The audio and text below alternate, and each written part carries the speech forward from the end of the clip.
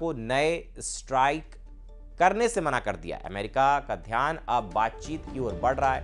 हालांकि जरूरत पड़ने पर अमेरिका ने सैन्य अभियान को फिर से शुरू करने की पूरी तैयारी रखी हुई है।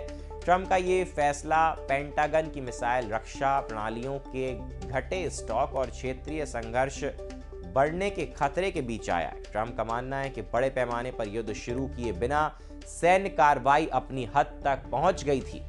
वो कूटनीति के लिए रास्ता बनाना चाहते हैं ताकि अगर बातचीत नाकाम हो तो कम समय में दोबारा हमले शुरू किए जा सके।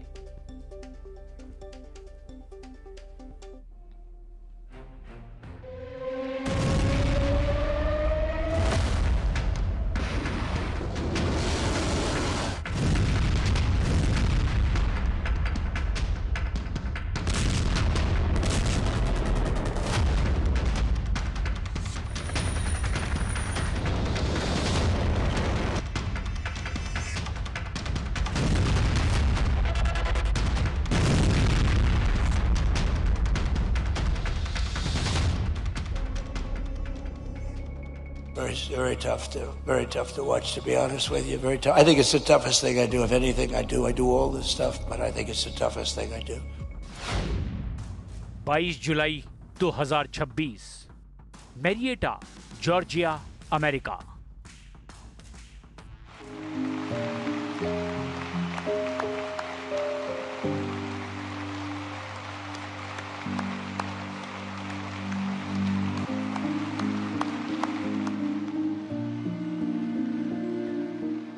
ये सम्मान समारोह था।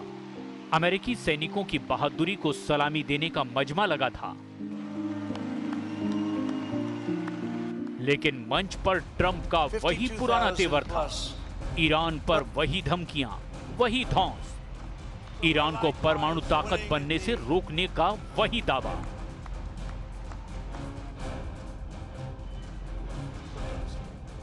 We don't need the Hormuz Strait, but we do it because we have to do it, because we cannot let Iran have a nuclear weapon. It's very simple.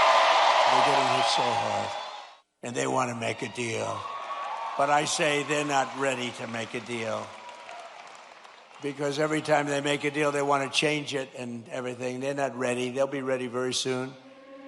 Trump की बातों पर खूब तालियां बजी, लेकिन जैसे ही उन्होंने लेफ्टिनेंट टायलर फीहन के परिवार का रुख किया, माहौल बदल गया।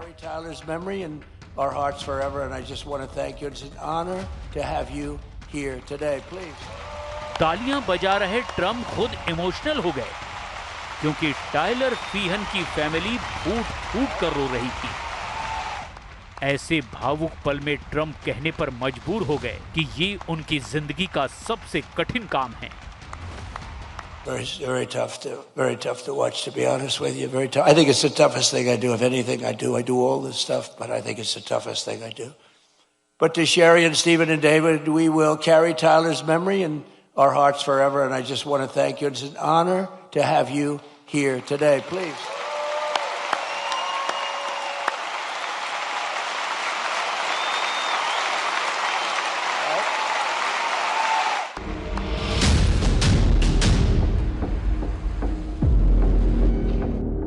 ये उस अमेरिकी सैनिक का परिवार है जिसकी मौत ईरान युद्ध में हुई है। खाड़ी युद्ध से अमेरिका में अब सैनिकों के ताबूतों की मात्रा बढ़ने लगी है। डेलावेयर के डोवर एयरफोर्स बेस पर पहुंचे 4 ताबूत इसकी तस्दीक करते हैं, और तस्दीक इसकी भी कि युद्ध बहुत टक्कर का है। अमेरिका जितने बम मार रहा है, ईरान उतनी ही मिसाइलें फोड़ रहा है। अमेरिका जितने जंगी जेट से हमले कर रहा है, उससे 2 गुने ड्रोन फाइटर से ईरान पलटवार कर रहा है। ईरान दावा कर रहा है कि अमेरिका से वो आंख का बदला आंख से लेगा। खाड़ी देशों में अमेरिकी सैन्य अड्डों को बमबारी करके दहलाने के बाद ईरान ने ऑयल रूट वाला हमला तेज कर दिया है।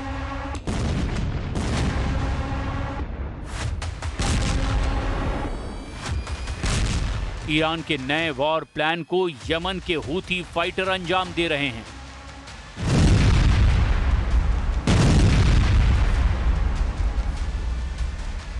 हूथी लड़ाकों ने सऊदी अरब के तेल जहाजों पर भयानक हमला किया, जिससे युद्ध का नया फ्रंट बन गया। लाल सागर में सऊदी अरब के 2 तेल टैंकरों पर अटैक हुआ है।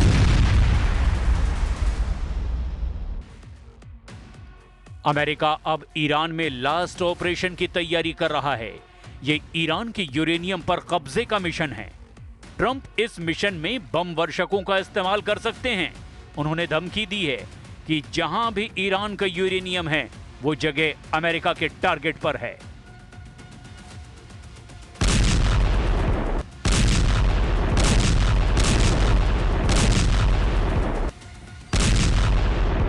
Do you believe that Iran has moved nuclear centrifuges into Pickaxe Mountain? It doesn't mean anything unless they have the material. You're talking about the centrifuges. Yeah, it doesn't mean anything unless they have the material. They don't have. We follow the material. That's where the action is, and we'll be hitting that area probably pretty soon. And there's not a thing they can do about it. Normally I wouldn't say that. If I thought they could do something about it, I would never say that. But we'll be hitting that area pretty soon, and very heavily.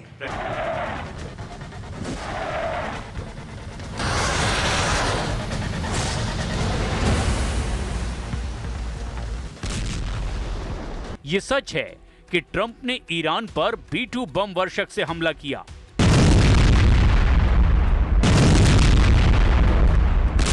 उन्होंने bunker buster के धमाके किए। Tom hoc मिसाइलों की बौछार Iran पर की गई।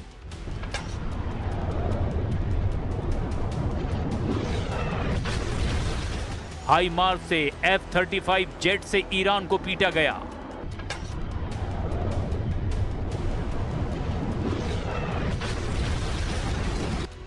ईरान के हमलों से बचने के लिए अमेरिका ने थाड का भरपूर इस्तेमाल किया, मगर ईरान टस से मस नहीं हो रहा है, जिसके मायने ये हैं कि ईरान के पास कुछ तो स्पेशल है, ऐसा सीक्रेट वेपन जिससे ट्रंप अनजान हैं। तो क्या है मुस्तफा के अंडरवर्ल्ड का वो सीक्रेट? क्या कोई कमांडर का दिमाग है, या फिर सुपर पावर से युद्ध की अजीब प्लानिंग? क्योंकि ईरान ऐलान कर रहा है कि अगर अमेरिका जमीन पर युद्ध में आया तो उसे कुचल डालेगा।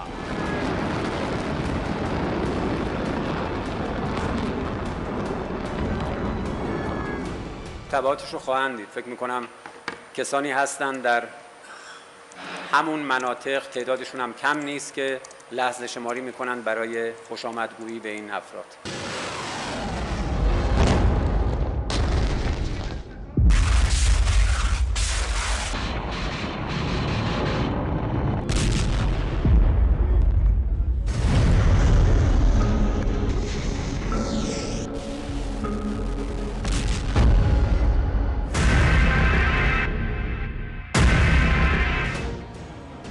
ईरान से ग्राउंड पर युद्ध में अमेरिका को लाखों सैनिक उतारने पड़ सकते हैं, और अमेरिका ये जोखिम अकेले लेने के लिए फिलहाल तैयार नहीं, क्योंकि डर ये है कि अगर मुस्तफा के अंडरवर्ल्ड में सुपर पावर फंसा तो वहां से निकलने का कोई रास्ता नहीं है। ईरान के सीक्रेट पावर को समझने के लिए फायज़े गफ्फार हद्दादी की खत ये मुकद्दम नाम की किताब के पन्ने पलटने होंगे, जिसके मुख्य किरदार हसन तेहरानी मुकद्दम हैं। Commander Hassan Tehrani Moghaddam father of Iranian missile programme कहे जाते हैं। तो क्या मुस्तफा ने तेहरानी को वॉर कमांडर बना रखा है, या फिर उनके दिमाग से युद्ध का रुख बदल रहा है? पहले कमांडर तेहरानी के तेवरों की कहानी, फिर ट्रंप से युद्ध में उनके फैक्टर का ब्यौरा। किस्सा शुरू होता है तेहरान के पास बिदगने सैन्य अड्डे से।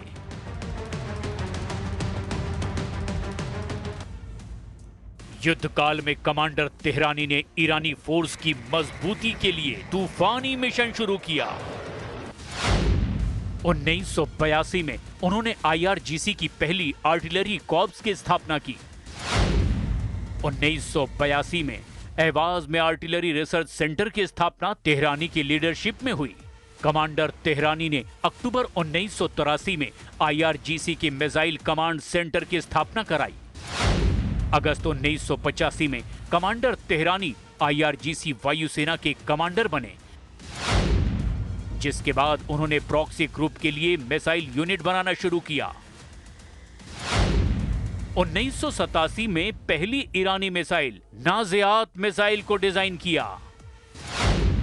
अगस्त 1988 में एमी के बलों के खिलाफ ऑपरेशन मिरसाद में IRGC की कमान संभाली। खत्ते मुकद्दम किताब बताती है कि ईरान के मिसाइल प्रोग्राम को सुपर सॉलिड बनाने के लिए कमांडर